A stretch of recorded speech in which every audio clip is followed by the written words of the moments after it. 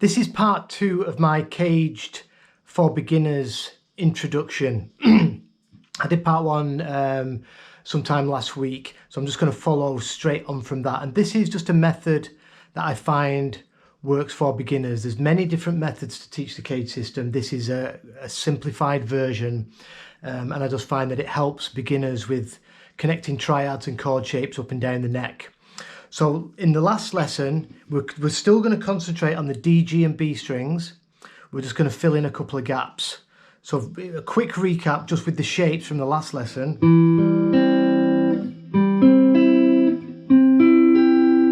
And then we learnt where they connect with this note. And then we jumped over to this shape. And we can think of this shape, and we could put our thumb on the low E string in line with our first finger, and that's our root. So what we're gonna do first is we're gonna come up to the 12th fret, and we're gonna do this shape where we've got first finger is on the G string on the 12th fret, middle finger is on the B string of the 13th, and then ring finger is going to be 14th fret of the D. And that's 3rd, 5th root. Now this shape is this shape that we started with. Remember, because we're working with triads, there's only 3 different shapes. When we do this shape for C, the nut here has got hold of the G string, making it an open G. When we get up here, we have to switch these 2 fingers with our back 2, and then our first finger grabs hold of the G, because that is our 12th fret octave. So now we've got no nut here, so we have to grab the G string with our first finger. So this shape is this. Our root, pinky on the 15th.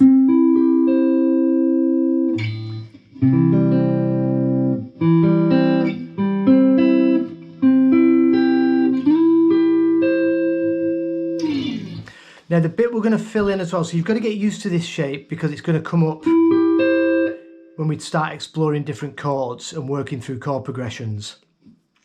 So what I want to do next is we've got this jump from here, so we've got this shape to this shape, and then we were jumping right over to this shape. So these are our anchor points, remember. So when we get to this shape, we're going to start building what is our G shape from the CAGED system, but we're just going to simplify it. We're going to keep this finger where it is. This is where it's going to connect. And what we're going to do here, we're going to add in the 7th fret of the A string. So we're going to add in another string for this one. That's how it connects.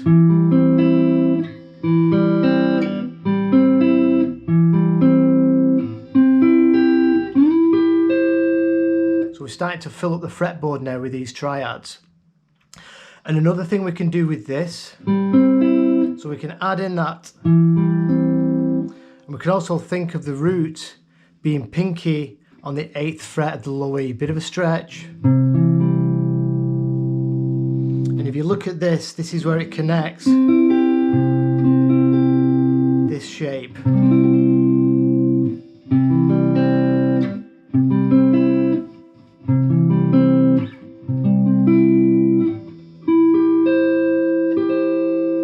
So a good little exercise for this. We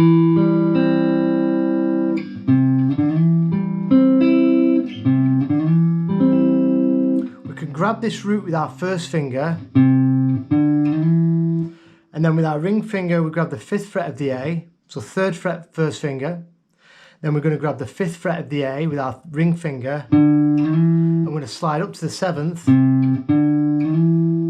So that's taking us from our root to our 3rd, and then this first finger can just go down and lay down where that triad shape was.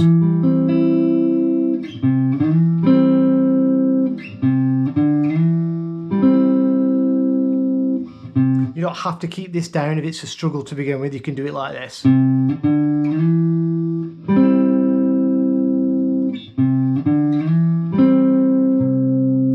little exercise, if you can keep it down. Putting down that pinky afterwards. And that connects this shape. Remember, for now we're just learning shapes and how they connect. We're just doing this visually. We don't really have to get into what the notes are and the inversions just yet. We're just going to learn shapes, and then when you can start moving the shapes around, then we start learning what's inside all these shapes. Remember,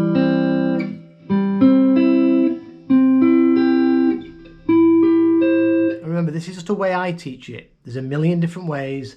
They're all valid. I just find this works with beginners. Starting in C, starting with your C shape, your C chord. For CAGED, starts with C. It just makes a lot of sense to beginners.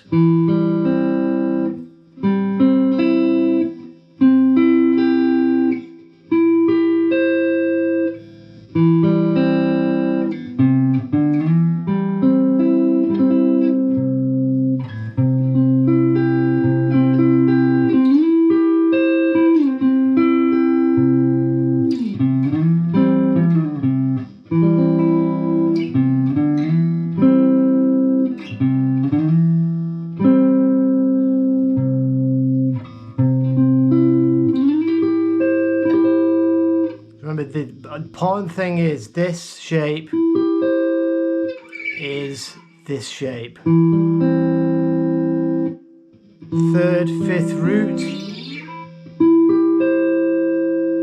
Remember, the nut has the G string. So if we do this with different fingers up here, so that's why sometimes this can get confusing for beginners. But for now, just learn it as a shape.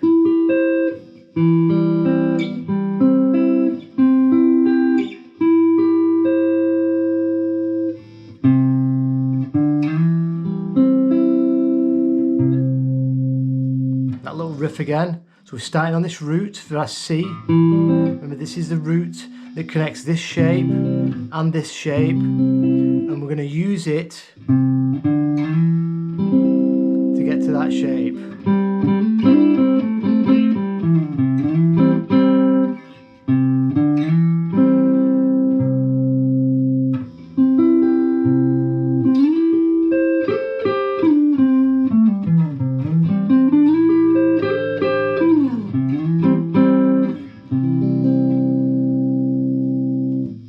What to practice? Still practice these first shapes and add in this one and start doing these full shapes if you can.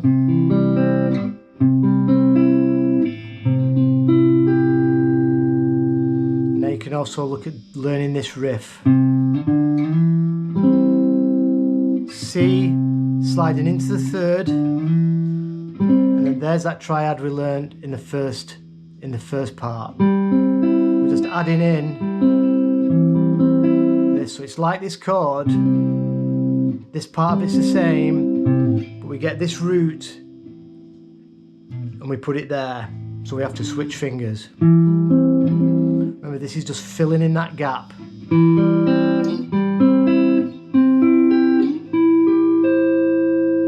Next time we're going to bring in just using the D, G and B. I know I said I was only using the D, G and B. We did add in a couple of other notes. But what we'll do next time, we'll start doing this in a chord progression. We're going to do C, F, G, C, F, G all the way up the neck. So that's a 1, 4, 5. And it looks like this. I'm just going to show you what it looks like, but we'll dig into this next time.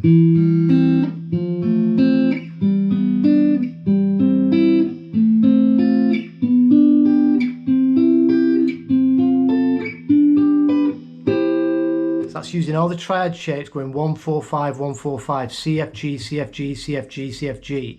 There's our C, F, G, C, F, G, C, F, G, back to C. If you can work that out by watching that a few times,